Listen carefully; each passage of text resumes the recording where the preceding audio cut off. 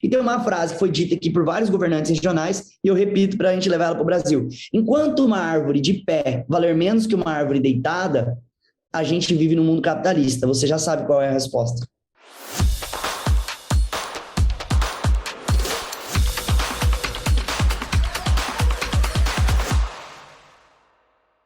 Olá, esse é mais um episódio Direito Ambiental na Prática e hoje estamos aqui com um convidado ilustre, um grande amigo, ainda não nos conhecemos pessoalmente, mas é uma honra poder estar aqui com esse advogado excepcional. Me considero um jovem advogado, posso dizer que também é um jovem advogado, mas já tem uma carreira brilhante aí, voltada para o direito agrário ambiental.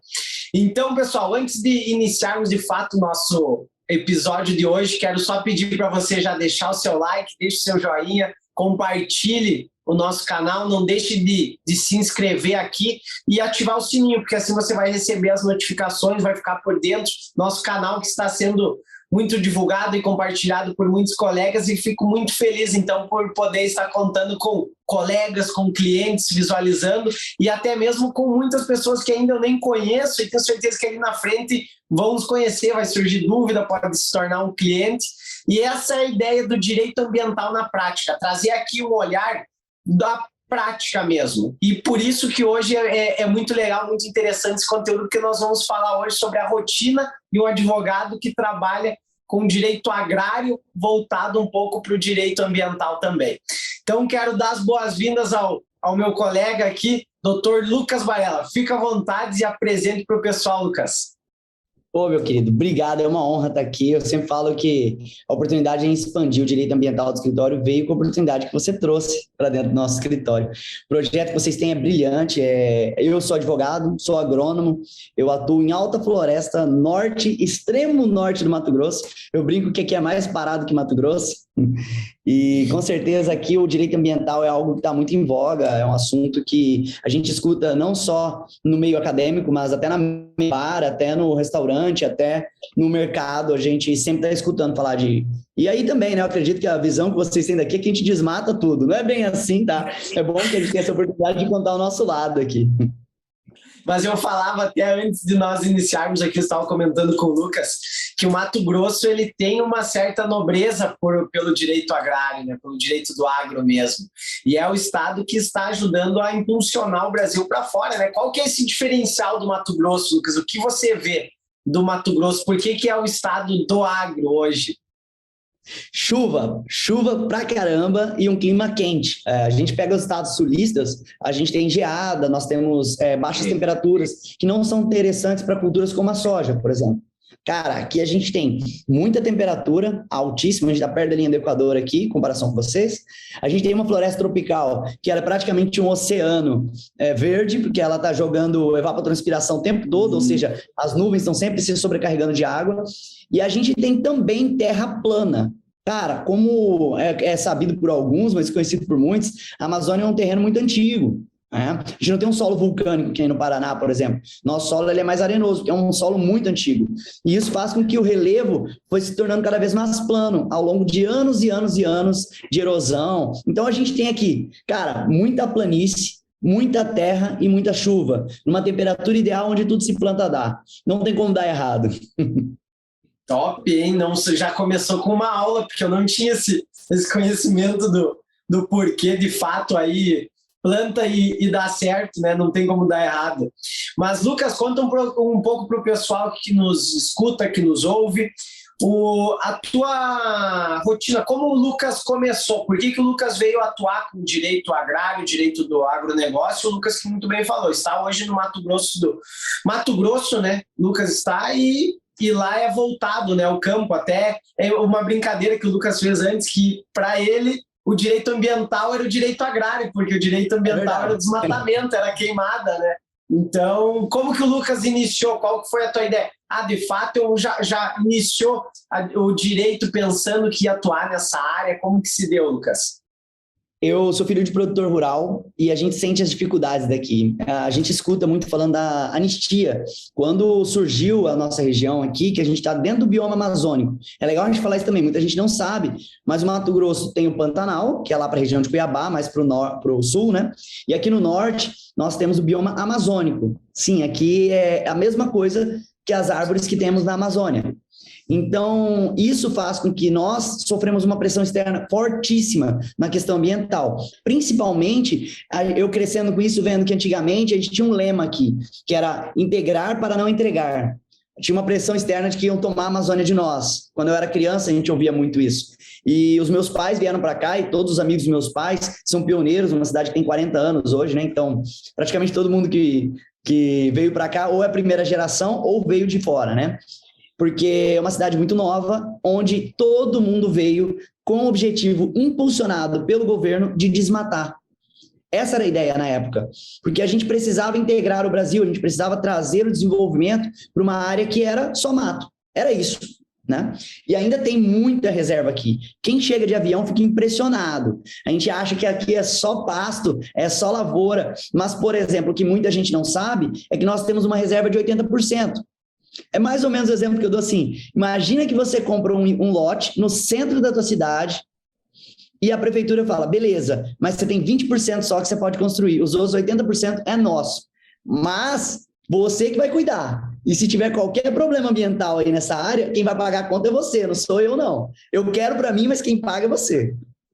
Cara, isso cria um choque de realidade que a gente falava assim, eu preciso aprender a proteger o meu pai e os amigos do meu pai. Desde criança eu já sabia que eu queria ser advogado e eu queria ajudar o produtor rural, que é uma classe que veio para cá com o propósito de produzir e hoje está sendo taxada como os maiores criminosos do mundo, os bioterroristas que a gente está destruindo, sendo que essa foi a promessa que a gente teve. Por favor, desmatem, para vocês poderem legalizar uma terra aqui, era obrigatório o desmate. E hoje é considerado a gente o grande vilão da humanidade, o pecuarista ou o produtor rural, né? Quando na verdade são quem vai, na verdade são os produtores quem tem o poder de alavancar o Brasil, né? Porque eu tenho essa visão. Eu acredito muito nisso, que o Brasil vai ser para a geração dos meus filhos, não tenho dúvida, vai ser uma potência mundial, porque o Brasil tem, como o Lucas acabou de falar, o bioma amazônico tem que preservar 80, você pode plantar em 20, que é uma... E não que seja tão... Aqui é outra realidade, aqui já no sul, mas também tem uma proteção grande. Então, acredito que ali na frente vai ter uma alteração, não sei qual é a tua visão sobre isso, se tu tem um entendimento, provavelmente lá dentro mesmo, aí falando do Mato Grosso, vocês têm um conhecimento muito maior do que se passa em Brasília nesse sentido, mas eu acredito que pode ser que venha a ser alterado, até porque você pensa em outros países, você falando até mesmo da própria China, a China não tem como gerar uma produção para ela própria, né, para o próprio sustento alimentar. Então, o Brasil tendo um potencial para desenvolver muito mais, pega a economia americana, norte-americana, também não tem muito mais para onde utilizar esse plantio. Então, o Brasil é um país em plena ascensão, vai ter um crescimento ainda exponencial, o agro está apenas no início, né? E é o que acontece. Disso, né, que o agro ele é uma situação muito vista como pobreza, como setor primário, né? A gente não valoriza tanto, mas a gente tem que lembrar que os Estados Unidos, você acabou de citar, uma potência, e eles são uma potência agrária. Antes de tudo, os Estados Unidos foi uma potência agrária, porque eles têm as mesmas características que o Brasil, grandes dimensões de terra, terras planas e terras agricultáveis. Se a gente pega, por exemplo, o mapa mundi, se você arrasta ali a área tropical, nós não temos chuva, nós só temos deserto. Só no Brasil a gente tem uma área tropical, em alguns outros pontos específicos, mas da vastidão do Brasil, só aqui a gente tem uma área tropical com chuva. É o único lugar que a gente tem uma capacidade produtiva para produzir o ano todo. Isso acaba valorando muito o nosso potencial produtivo para a gente ser no futuro o que os Estados Unidos foram. Verdade. E, na realidade, o Brasil tem outra proporção comparados aos países. Pega o presidente da França, o Macron, sempre falando, o Brasil tem que preservar, o Brasil está desmatando muito. Mas pega uma cidade do Brasil, Altamira, se não me engano, o tamanho do território lá, Altamira fica no Pará. O tamanho da cidade é maior que quantos países da Europa. Então, é uma outra realidade. Você mesmo acabou de falar, pega um avião e sai sobrevoar, tá tudo preservado ainda. Não tem essa questão. Só que, claro, a mídia toma uma outra proporção, não quero entrar aqui no mérito político também, mas nós vivemos hoje uma outra realidade de países da Europa, até mesmo falando, para analisar. Eu visualizo que no futuro vai ser alterada essa legislação, vai ter alguma mudança. Mas nós não sabemos o que vai vir a acontecer ali na frente.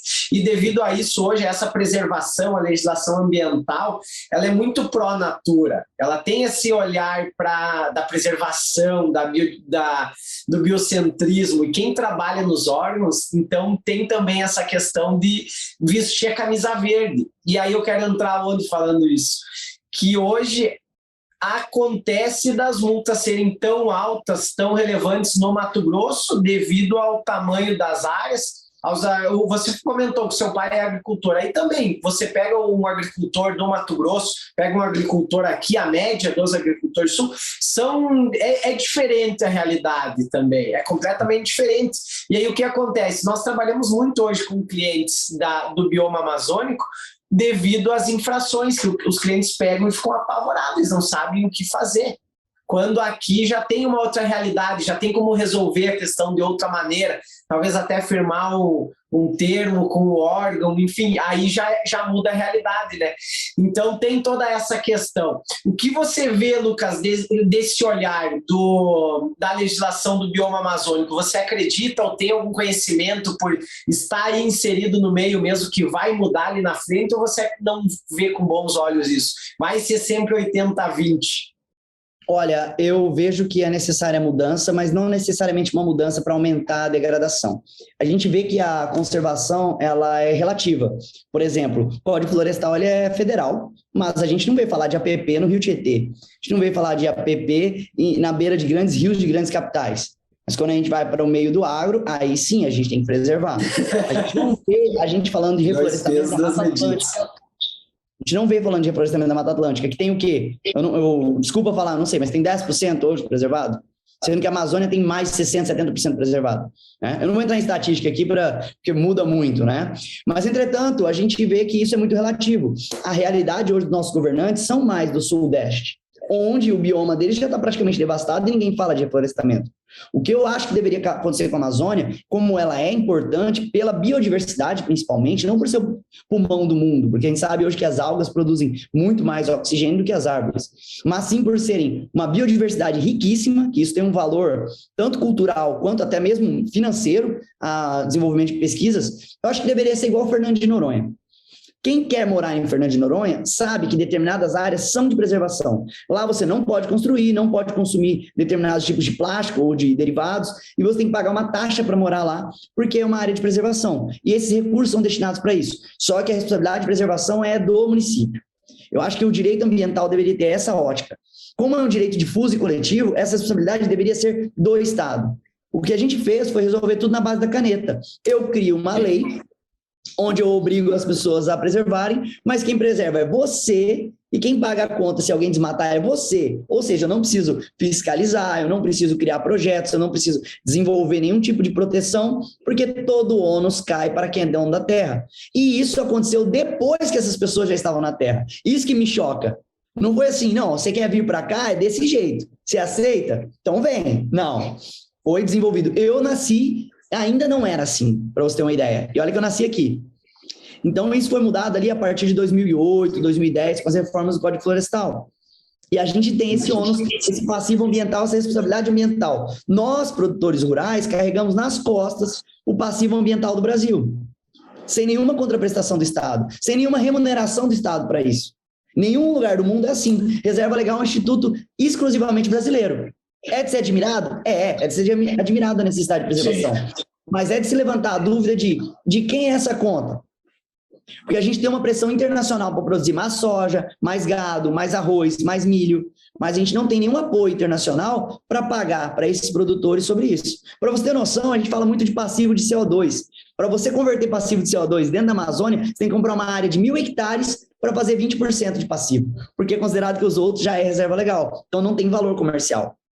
Preservar para nós é muito caro. O incentivo é quase zero. E tem uma frase que foi dita aqui por vários governantes regionais, e eu repito para a gente levar ela para o Brasil. Enquanto uma árvore de pé valer menos que uma árvore deitada, a gente vive num mundo capitalista. Você já sabe qual é a resposta. É isso. Impactante, hein? Essa frase vai ser adentrada do podcast, hein? Não é minha frase, é que é uma frase muito difundida aqui na região, eu não sei nem quem é o autor, mas é uma frase de fato. Ei, Lucas, entrando no mérito da tua rotina, conta um pouco aí sobre a tua rotina no agro mesmo. É um advogado de bota, não? É um advogado de terno, gravata, sapato? Como que funciona a tua rotina? Até se você tem que sair, sai muito do escritório, como funciona o atendimento com os clientes? Legal. Eu aprendi lá na faculdade de agronomia que a gente tem que ser simples, a gente tem que levar solução e não vender dificuldade. Produtor rural, ele é uma pessoa que trabalha 20, 30 anos naquela terra. Se você vai apresentar uma solução para ele, não é para você complicar a cabeça dele. A preocupação dele é produzir. Então, eu sempre aprendi a falar de uma forma simples. Não é porque a gente não deve saber os vocábulos, né, os vernáculos, gastar o nosso latim nas nossas petições. Mas se você vai falar com o seu cliente, respeite-o. Trate-o de uma maneira com que ele consiga te compreender. Afinal de contas, Vinícius de Moraes já falava, quando alguém não entende o que nós falamos, a culpa é sempre nossa. Porque não basta saber falar, tem que saber para quem se fala. A gente tem que saber que a gente está conversando com o produtor rural. Muitas vezes são pessoas que só têm o ensino fundamental completo, muitas vezes não têm educação formal nenhuma, e são pessoas inteligentíssimas, têm habilidades técnicas que dão inveja para qualquer agrônomo.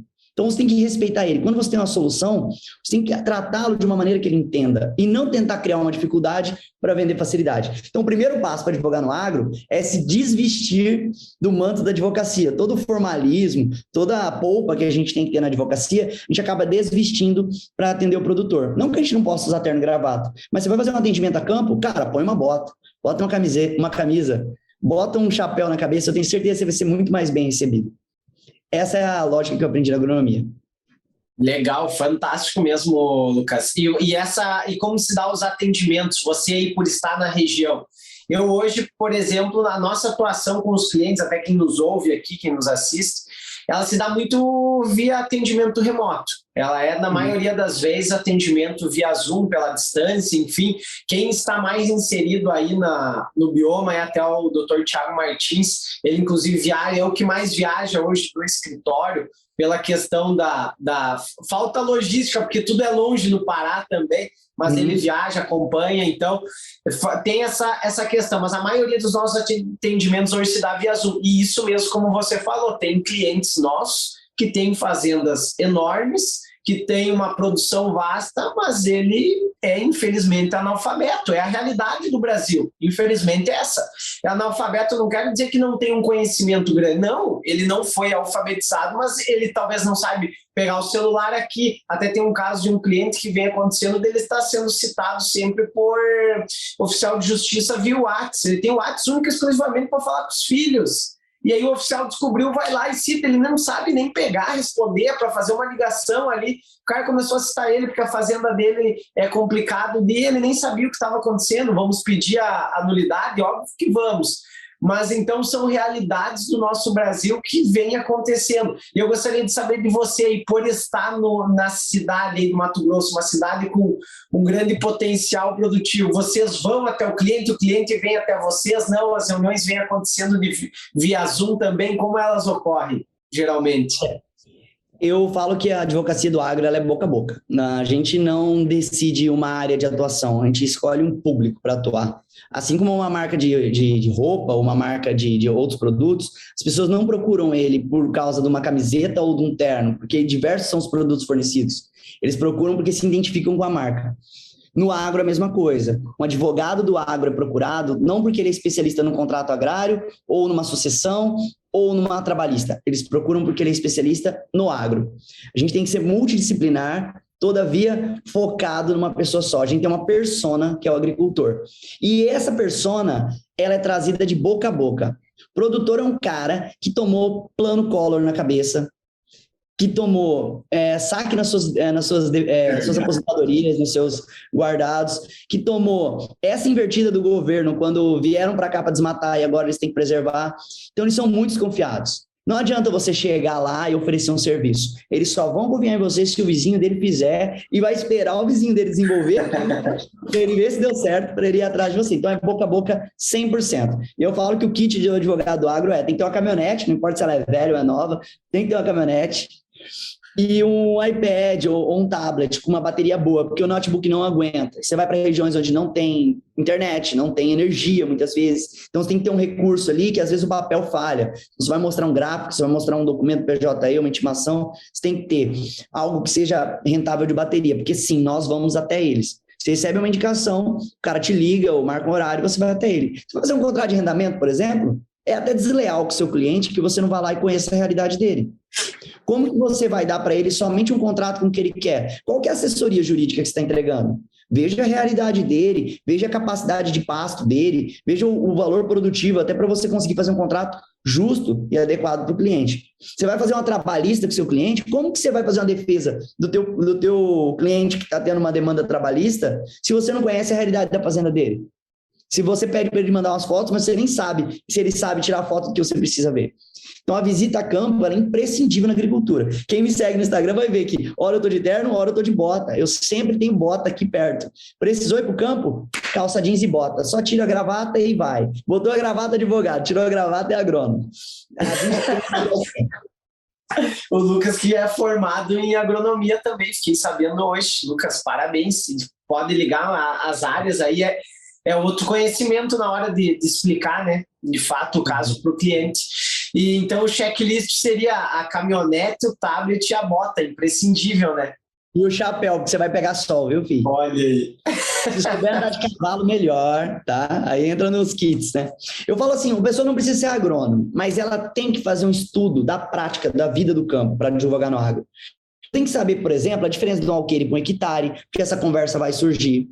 Você tem que saber, por exemplo, a diferença de um boi, de um touro, de uma vaca, de uma novilha, de um bezerro, se você vai trabalhar no agro para produtores rurais. Você tem que saber o quanto que pesa uma saca de soja, como que funciona o processo de secagem de soja, como que são os trâmites de um contrato de arrendamento, se ele vai ser arrendamento soja e milho ou vai ser soja e pecuária. Tudo isso é imprescindível você conhecer a prática do campo. Precisa ser agrônomo para isso? Não.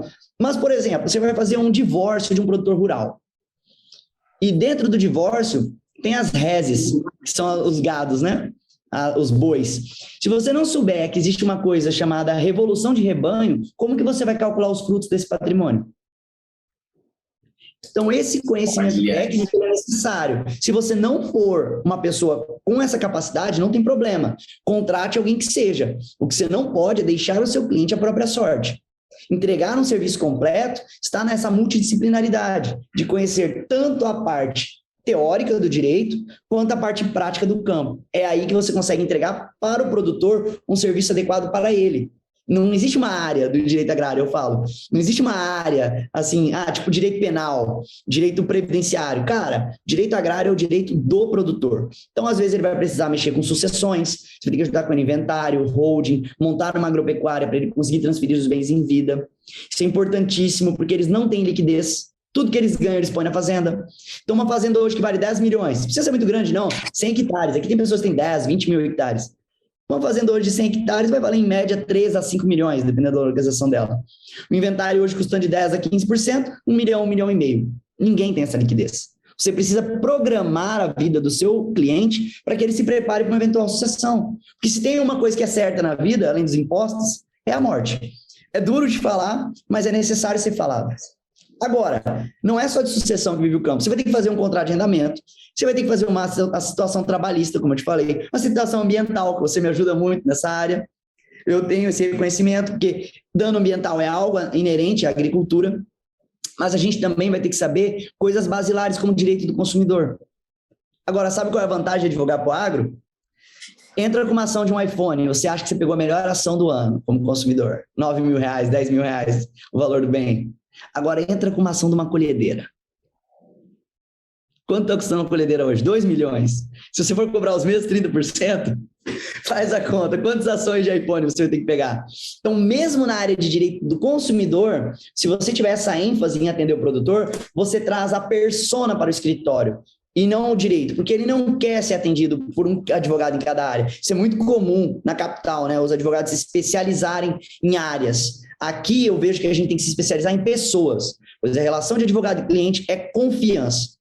Uma vez que você desperta um perfil profissional, você vai atrair perfis de clientes e você tem que estar pronto para atendê-lo de maneira ampla. Você precisa ser bom em tudo? Não, mas saiba com quem você se apoia para você atender com excelência todos aqueles que te procurarem. Esse é o lema, essa é a forma que a gente trabalha aqui. Legal, Lucas, dá para ver, então eu sei que você trabalha com mais advogados aí, advogadas também, né? Então, a ideia é o quê? Você ter o cliente e você ter advogados experts em outras matérias para esse cliente ter total suporte do escritório. Se ele tiver que fazer uma holding, se ele tiver que fazer uma ação trabalhista, se ele tiver uma ação de consumidor, enfim, vocês aí estão capacitados para defender o produtor, não interessa a matéria que for, vocês têm a capacidade para isso. E essa rotina, não para não perder ele, mas pela questão da confiança mesmo, da credibilidade que o escritório passa. Parabéns, muito legal, muito bacana mesmo essa ideia, até porque hoje o nosso escritório atua com direito ambiental. Então pode ser o braço de vocês no ambiental, mas assim como vocês aí têm a questão de outras matérias. Muito legal, muito interessante trabalhar dessa maneira mesmo. E Lucas, falando um pouco sobre o diferencial de vocês aí, o que você vê assim como diferencial do escritório hoje, do teu escritório? Seria poder atuar com várias frentes? Seria o cliente chegar no escritório e ver um escritório bonito, bacana, que é o que eu estou vendo agora, esse fundo aí com uma estátua, com um quadro gigante de um tigre. Queria saber o diferencial do Lucas. Como vocês visualizam hoje o diferencial de vocês no escritório que outros ainda não estão fazendo? Isso não é abrir a tua caixa preta, acho que é falar mesmo de você, porque tem muitos clientes aqui ouvindo, tem potencial muito grande que está nos assistindo, nos ouvindo agora, então acho que não é falar que vão te roubar o segredo do escritório, mas eu acho que seria interessante para divulgar mesmo como vocês trabalham. Uhum. Não, Advan, eu não entendo que exista nenhum tipo de competição na advocacia. Até porque essa história de que o mercado está saturado é balela. A gente tem uma perspectiva na advocacia hoje de que as pessoas não sabem os direitos delas. Com a vinda da internet, principalmente com a pandemia, que as pessoas acabaram se informando mais, esses direitos começaram a surgir. E quando se tem mais pessoas conscientes, tem mais demandas por advogados. E a limitação nossa como profissionais liberais, ela é a nossa capacidade de trabalho é limitada. A gente vai acabar expandindo. Como aqui no escritório, hoje nós somos em 5 advogados. Eu tive que expandir. O sol brilha para todos e o mercado não resiste a um excelente profissional. Se você se dedicar, você vai ser bom, você vai ter clientes, você vai ser procurado.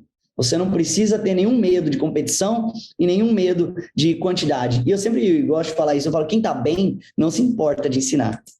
Quem geralmente se preocupa é porque não quer melhorar.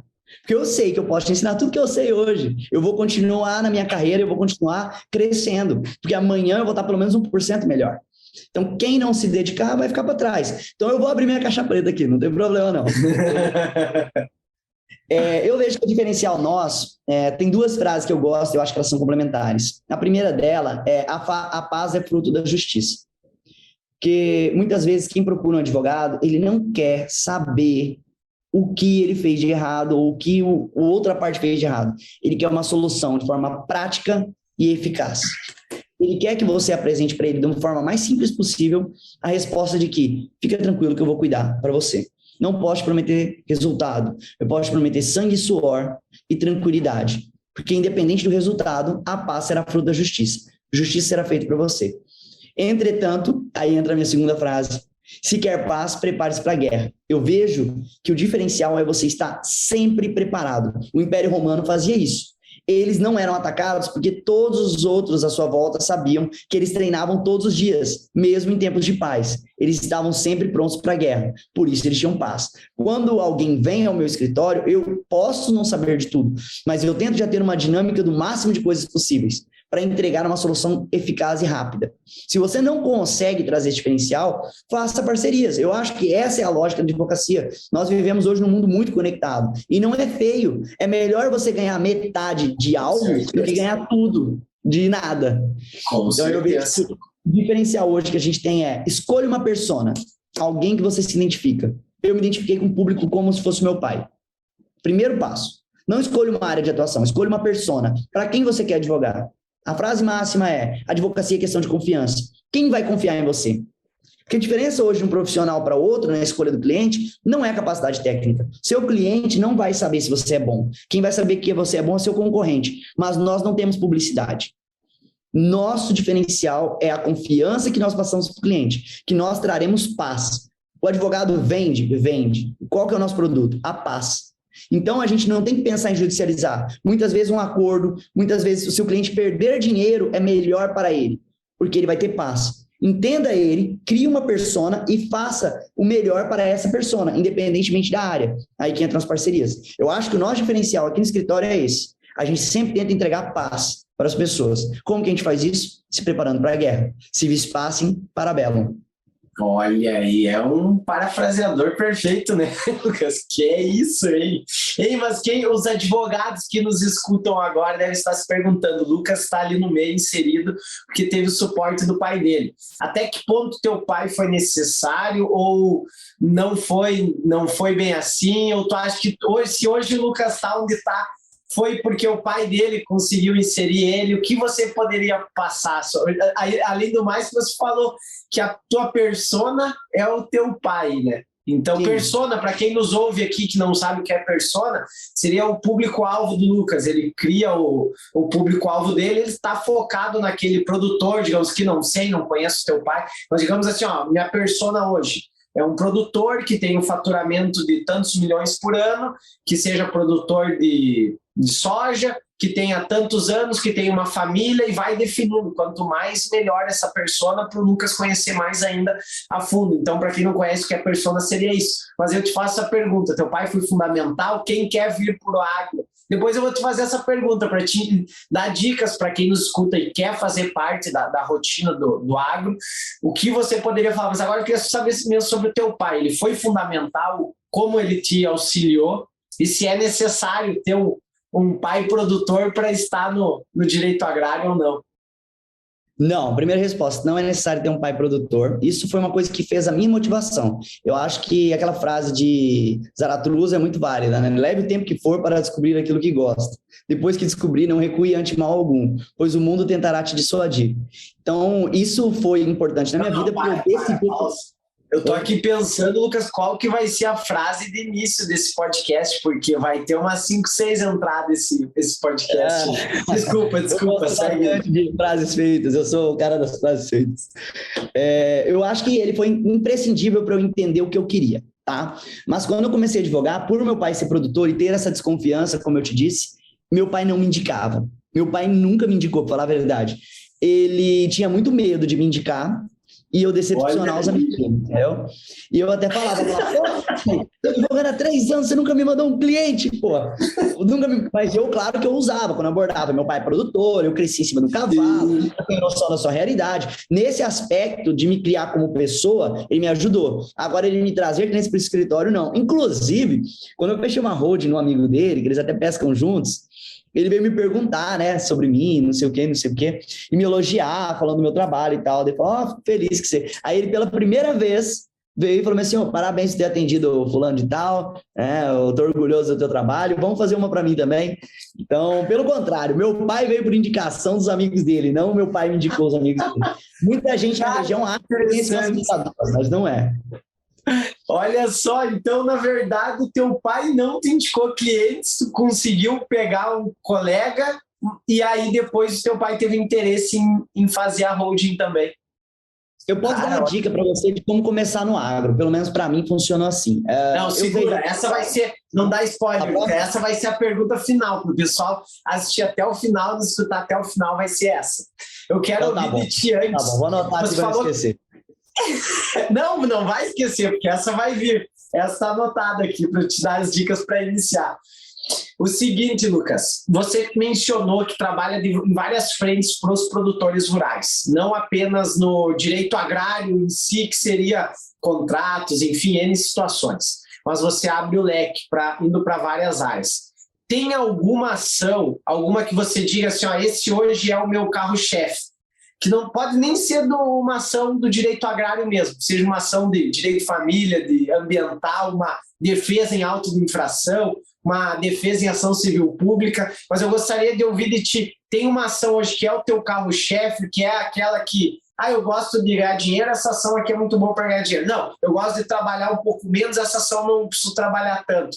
Qual seria hoje a ação, assim, tu diga assim, ó, essa ação é perfeita para quem trabalha no agro, e eu gosto muito, até a própria Hold, daqui a pouco você vai dizer, essa aqui é a ação perfeita. Que eu gostaria que tu comentasse um pouco mais, se não for ruim essa pergunta, até porque eu não falei que as perguntas que viriam aqui, né? Então, se você se sentir bem para falar sobre uma ação específica, por favor. Vamos lá. Eu acho que sim, a parte sucessória é melhor, porque é lá que você entrega o advogado completo. Você não consegue fechar um inventário hoje se você não souber fazer um contrato de arrendamento, se você não souber explicar para a família que agora eles deixaram de ser meros herdeiros e viraram produtores, porque muitos dos filhos foram para a cidade, abandonaram o campo, foram tocar a vida deles, têm que regressar para o campo. Então, você vai ter que ensinar o básico para essas pessoas, de como funciona a compra e venda de gado, de como funciona o piqueteamento, até onde compensa fazer um contrato de arrendamento ou não. Hoje, o inventário ele é completo. Você vai lidar com situações de família, então você vai lidar com contratos de comodato que surgiram entre pai e filho, você vai lidar com problemas de cunhado, aí vai ter a questão do divórcio, o regime de bens do pai e mãe.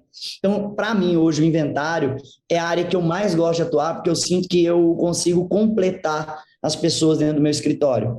Todas as carências que eles têm, que o inventário é um momento que, além de tudo, é muito delicado, porque passa na perda do patriarca ou da matriarca.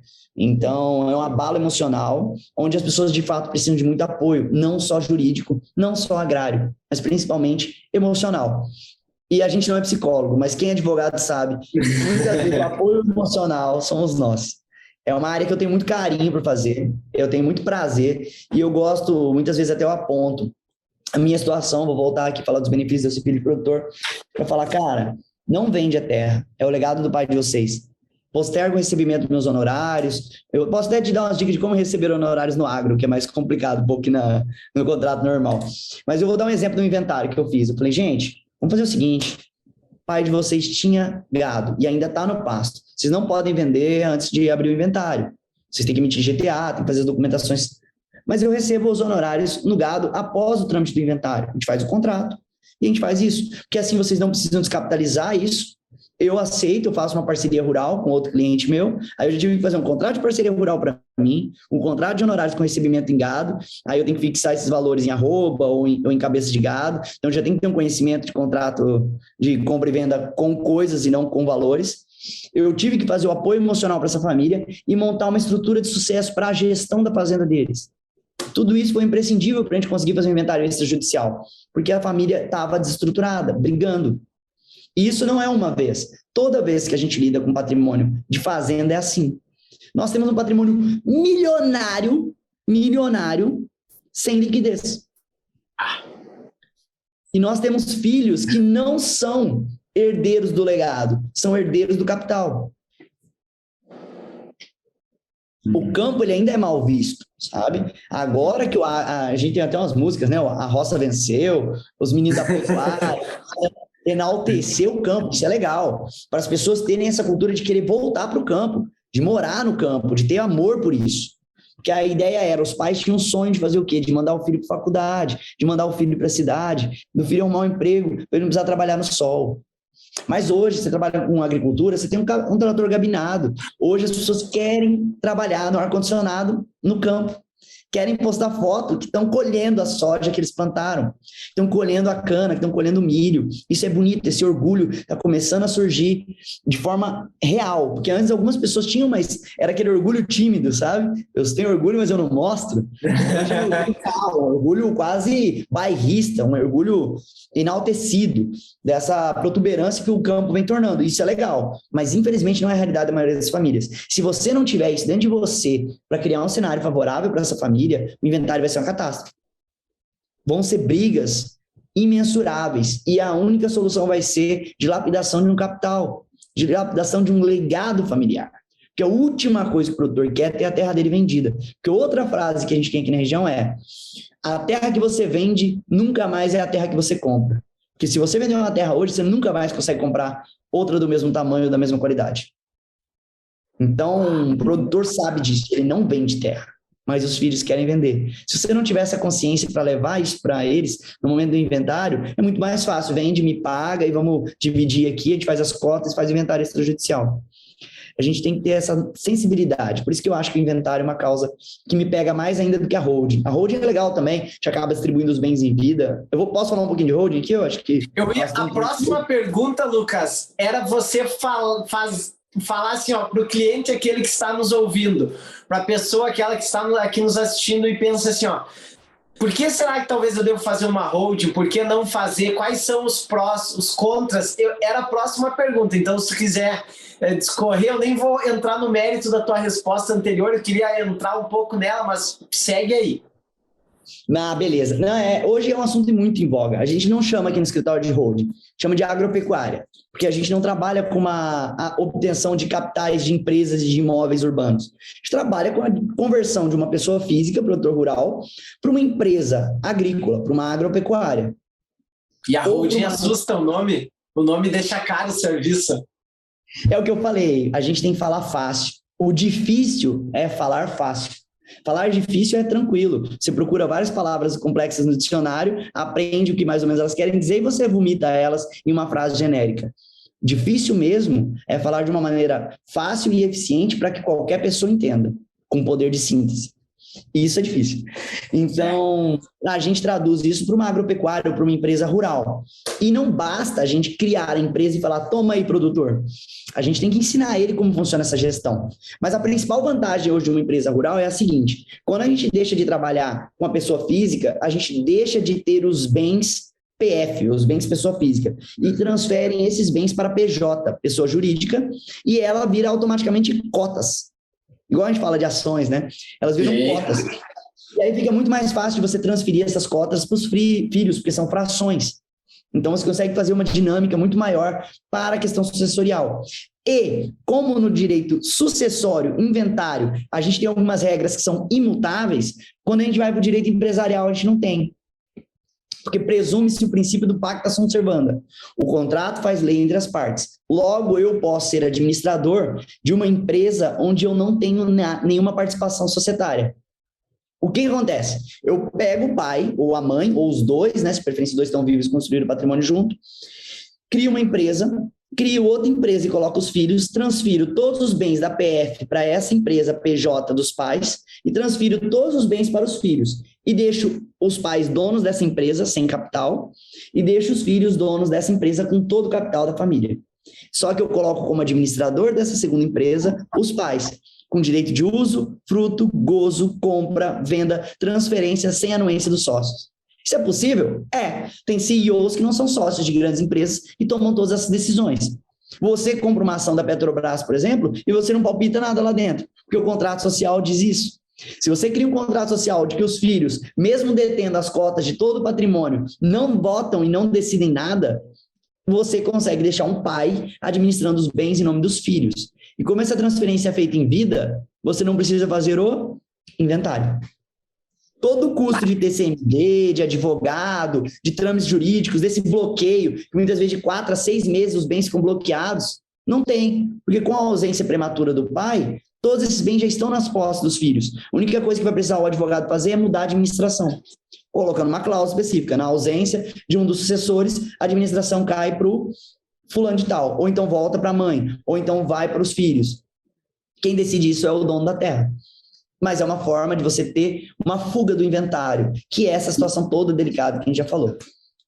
Evita uma grande briga de família, talvez, ali na frente. Porque você decide em vida.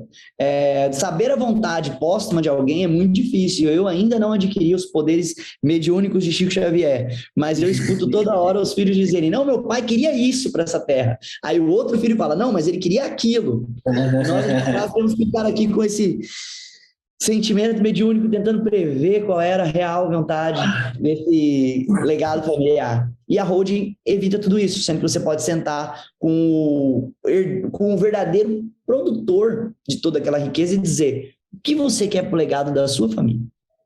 Essa é a inteligência de uma holding. Justo com ele, né? Justo com ele, porque se foi ele quem gerou, quem deu início, né?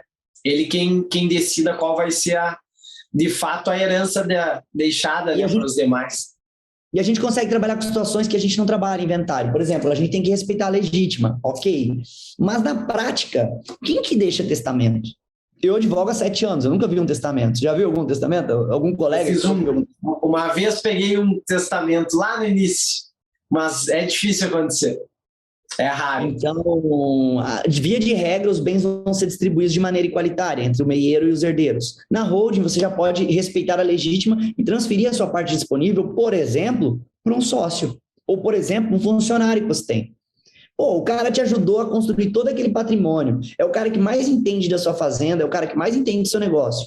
Seus filhos são médicos, advogados, muito bem estruturados, mas estão longe do campo. A lógica natural é que, com o fim da sua vida, esses bens irão se dilapidar. O mais correto seria deixar uma fração, não tudo, 20%, 10% para esse funcionário, transferindo-lhe o direito de administração total da holding. E aí você coloca para ele a obrigação de distribuição anual dos frutos, igual a uma empresa, os dividendos. Os filhos continuam vivendo, tem uma pessoa técnica, hábil e apaixonada para cuidar do patrimônio, mantém-se o legado familiar, mantém-se os direitos hereditários, mas sem precisar vender o bem. Então, a holding é um instituto incrível, ele ainda é pouco difundido, principalmente aqui na nossa região, poucas pessoas têm holding, mas é um bem que é uma necessidade que todo mundo que tem um patrimônio acima de 1 milhão hoje precisa ter. E com o preço das coisas, hoje de uma caminhonete custa 300 mil, uma casa custa 800, quase todo produtor rural aqui vai ter um patrimônio desse. Então, é uma área para quem está pensando em atuar fora do poder judiciário, é uma área muito interessante mesmo.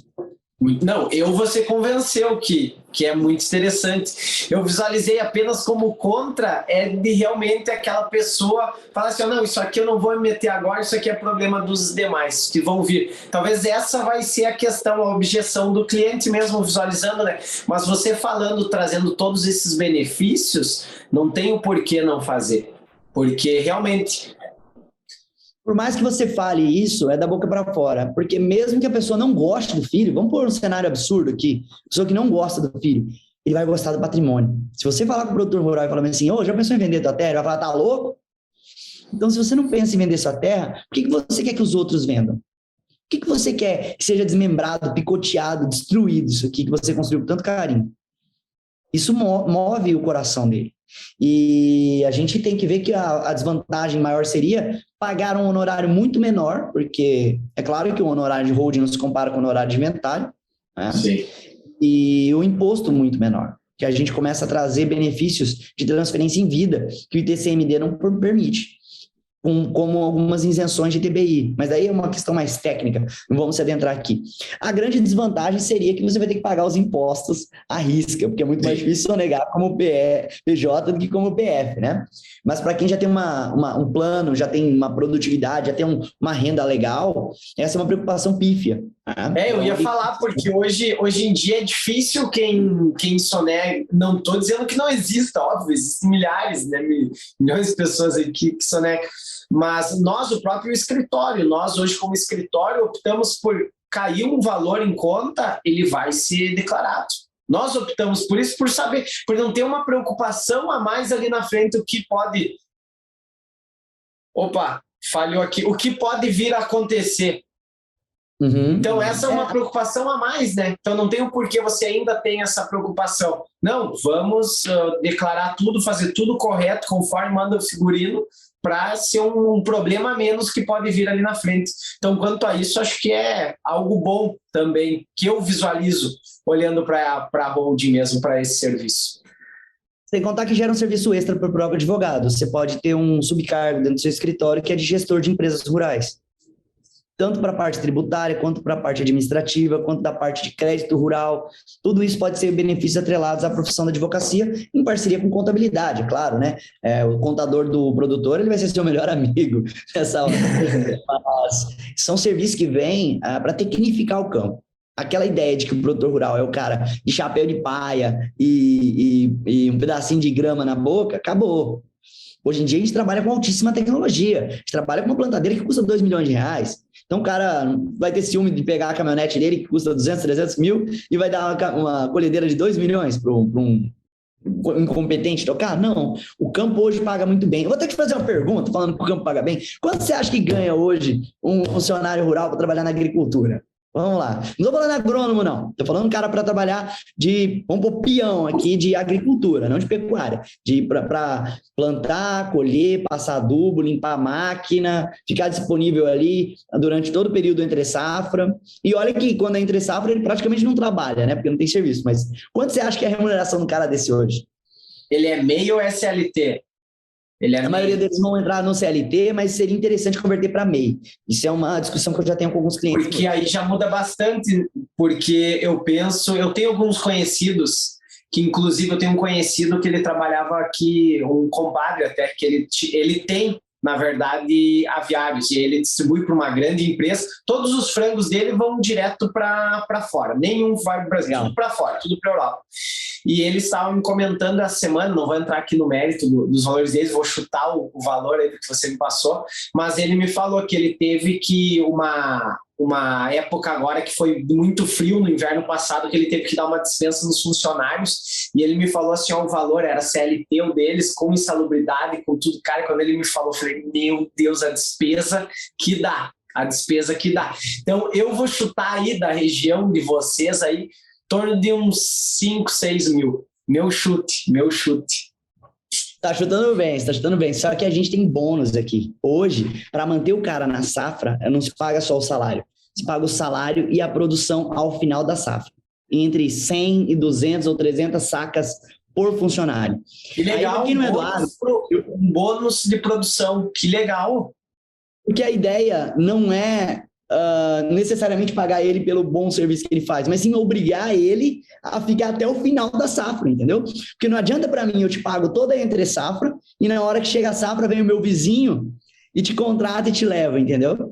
Então esse bônus eles recebem após a colheita. Essa é uma estratégia que os produtores fazem para fixar esses funcionários no campo, porque hoje a mão de obra está escassa e eles ganham mais ou menos de 5 a 6 mil por mês, mais 200 sacas. Vamos fazer 200 vezes 170, vai dar 34 mil reais na soja. Aí se ele pegar mais a safra do milho, 300 vezes, vai estar uns 70 reais hoje o milho, 21 mil reais. Se a gente somar os dois e pegar mais o salário dele, ele está ganhando aproximadamente 10 mil reais para trabalhar como funcionário do campo. Imagina como ganha o teu pai aí, vocês. Imagina quanto vocês ganham, então. Ele não tem como não ter uma estátua dessas mesmo. A deusa Artemis está comemorando, está aí dentro. Que bacana, né? Por isso que e falando agora, brincadeiras à parte, mas falando sobre o agro está no início, ele está decolando, né? Ele tá decolando. Parece que cada vez essa safra foi recorde. Agora, não, vem mais tecnologia e essa safra foi recorde. Mais tecnologia. E tu ouve só notícias boas, né? Então, do agro, falando de... Eu tô olhando aqui para... vai ter um errinho aqui, vai ter umas coisas para... Sempre tem o que melhorar. Mas é safra após safra tendo recordes, né? Recorde após recorde. Então, é coisa linda. E até para os advogados, eu falo isso para os advogados que querem atuar no direito agrário voltado para o ambiental também, porque você tem um trabalho ali, uma imensidão, como o Lucas falou, que são possibilidades enormes. Você acaba estando ali em um setor que está crescendo, você vai crescer junto, consequentemente. Só que tem estratégias para serem adotadas. E aqui nós já estamos nos encaminhando para o final, então eu deixo aquela pergunta de 1 milhão para os advogados que nos ouvem aqui, que querem vir para o setor do direito agrário, do agronegócio, voltado para o meio ambiente. Então, o que você, Lucas, visualizou nesse mercado para quem está vindo agora? Que até te agradeço, Lucas, imensamente por não ter poupados aí papas na língua para abrir tua caixa preta, para falar um pouco mais, para ir a fundo mesmo, né, nessa questão. Então, para quem tem interesse agora de abraçar o direito ambiental, de vir para esse mercado, ou quem já está ali, mas não consegue visualizar oportunidades, que acontece também. O pessoa está ali, eu fiz uma pós em Direito Agrário do Agronegócio e falo por mim.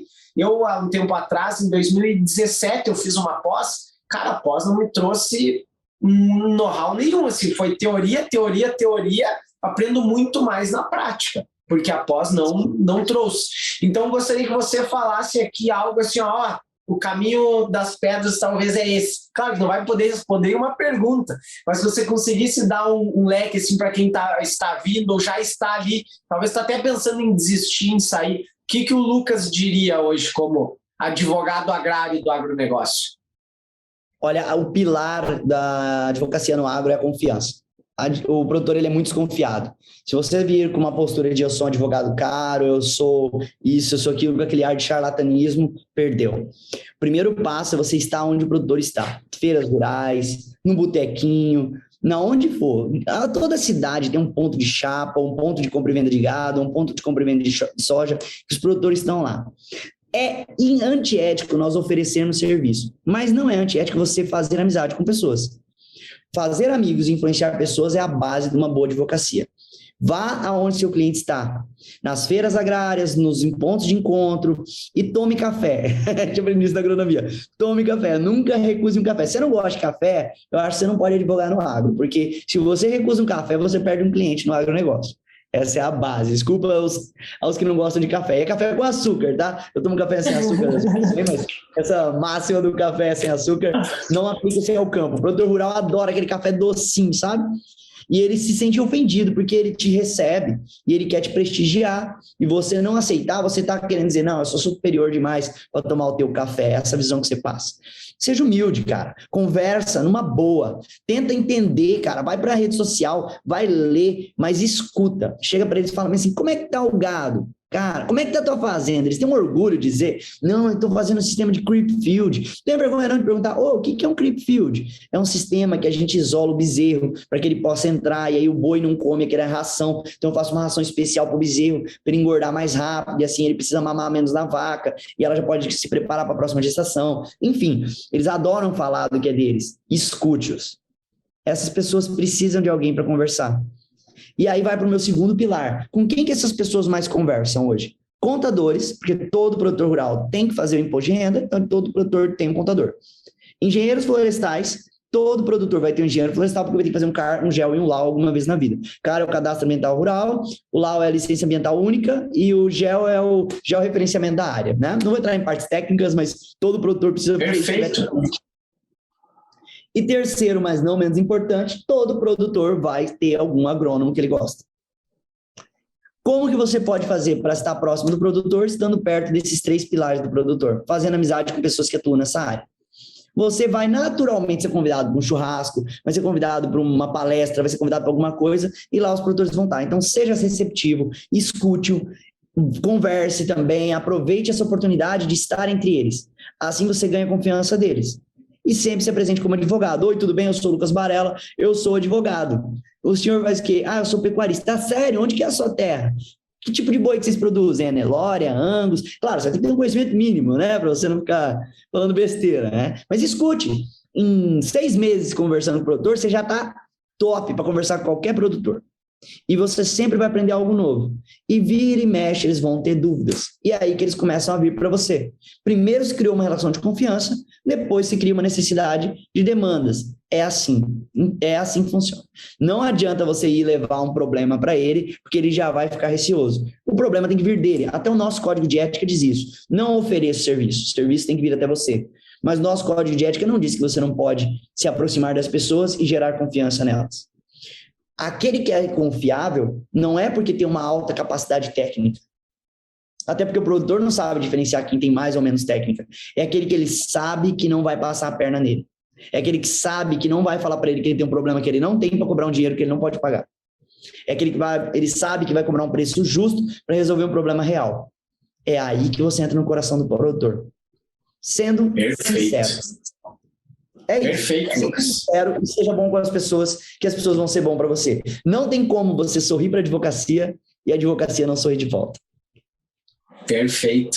O mundo favorece, né? Você vai se adaptando. Lucas, dicas precisas. Olha, vou te falar, foi foi uma aula, tenho certeza que foi uma aula para quem quer estar nesse meio aí, desde dicas de como atuar, como chegar até o cliente. Então, bacana demais, o Lucas, que nós conseguimos achar um horário aí na agenda de ambos, no meio de talvez o Lucas tinha que fazer uma sustentação oral ou não, e o Lucas estava na fila esperando para me chamarem para sustentação oral aqui, ainda bem que deu tempo.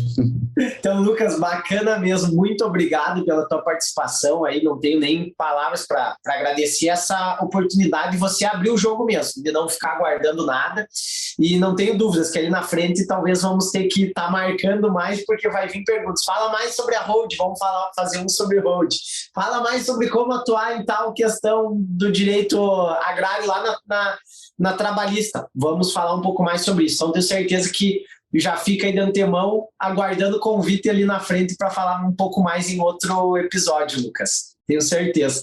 Mas antes de você falar, deixa eu só pegar 2 sacadas, porque tem que ter o conhecimento mínimo. Porque eu tenho 2 casos até, que foram, um foi bem, talvez tu até tenha visto o vídeo, acredito que talvez tenha, foi no caso, por que tu tem que ter o conhecimento mínimo para se chegar no cliente? Porque teve uma reportagem uma vez, uma repórter estava ao vivo, e eles estavam em uma fazenda falando que a safra tinha sido muito boa, e ela estava gravando um vídeo e o câmera estava ali filmando ela, e ela, olha, vejam a produção que teve, a oportunidade que teve essa fazenda devido a uma... Não lembro o que era, eles estavam utilizando uma tecnologia diferenciada, não lembro se era para questão de água, enfim, eu não lembro qual era a tecnologia diferenciada. Ela falou, vejam a produção dessa safra aqui, dessa fazenda aqui de soja, e mostrou atrás e era milho, não era soja. Então, olha o vexame dela. E eu acho que o câmera falou alguma coisa que ela ficou olhando assim, parou. Olha a vergonha. Então, tem que ter um conhecimento mínimo. E outra, foi um caso que nós estávamos eu estava em uma reunião no sindicato rural, e aí estava o secretário não lembro qual que era a secretaria, no caso do interior.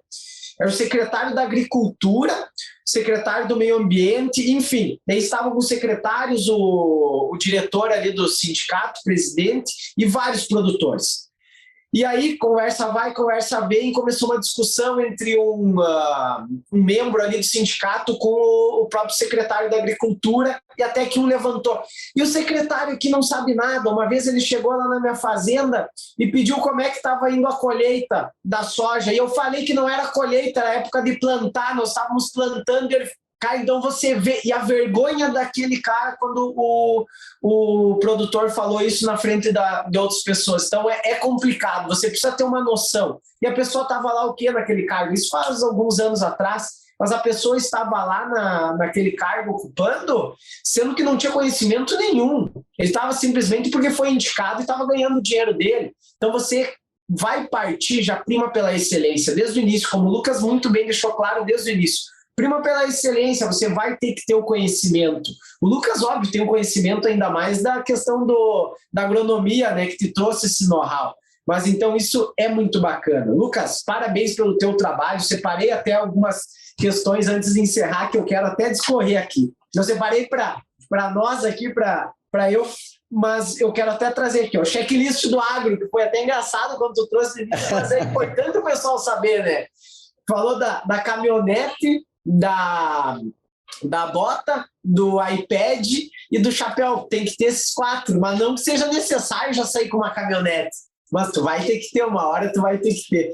Aí Lucas muito bem trouxe a questão das várias ações, das várias áreas para complementar, da parceria.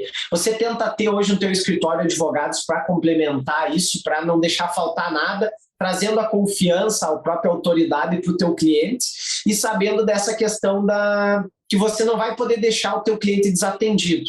Se você não conseguir atuar na área de uma defesa em um auto de infração, você vai nos contatar, por exemplo. Você não vai deixar o teu cliente desassistido. Isso é muito importante, acredito.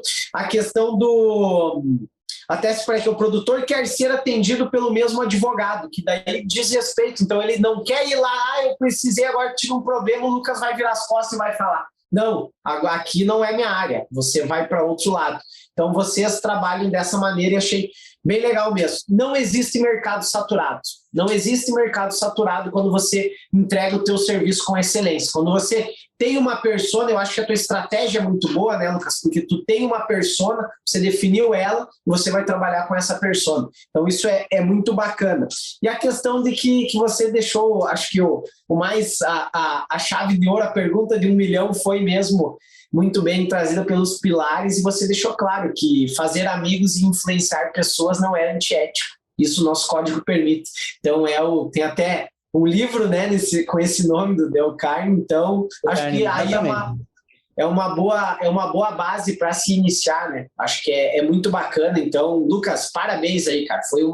Foi uma aula mesmo. Já fica aqui o convite para mais um, porque vai ficar esse gostinho em quem assistir, em quem nos escutar por aqui. Muito obrigado, Lucas. Obrigado eu pela confiança, e realmente não existe mercado saturado. É só você pensar que comida tem a esquina tem um lugar para vender comida. E ainda assim, toda cidade, você pequeno, você fala assim, não, grande eu acho que também, você fala assim, porra, falta um restaurante assim. Não existe mercado saturado. As pessoas precisam se identificar com as coisas. Então, se você entregar um produto de identidade, você fizer com qualidade, quando você descobre o que gosta, você não precisa se preocupar, você vai entregar. E aí, com certeza, os clientes vêm. Perfeito, perfeito. Então, pessoal, esse foi mais um episódio Direito Ambiental na Prática, com um colega aqui que deu uma aula sobre direito prático mesmo, não falou sobre teoria, foi prático mesmo. Acho que foi uma aula de grande valor aí. E compartilhe esse episódio, não deixe de seguir aqui, dá o seu joinha, curta esse vídeo, mas também compartilhe esse episódio com aquele colega advogado que está pensando em vir para o agro, com um cliente que está pensando em fazer uma hold ou não. Foi aqui os motivos, prós e contras, por que fazer uma hold, por que não fazer. Então, continuem conosco, compartilhando o nosso conteúdo. Um grande abraço, pessoal. Fiquem com Deus.